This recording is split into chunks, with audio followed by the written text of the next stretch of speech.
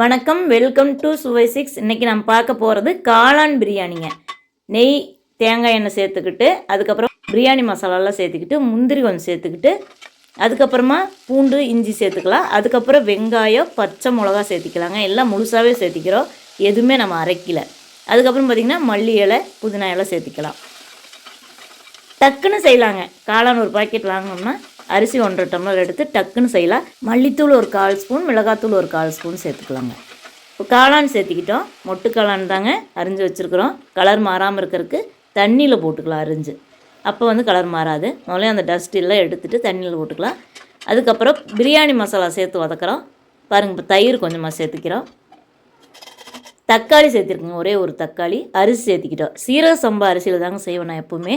ரொம்ப சூப்பராக இருக்கும். 1.5 டம்ளருக்கு ஒரு 3 டம்ளர் தண்ணி, 2.5 டம்ளர் தண்ணி ஊற்றினா போதுங்க. காளான்லேயே தண்ணி விட்டு வரும்.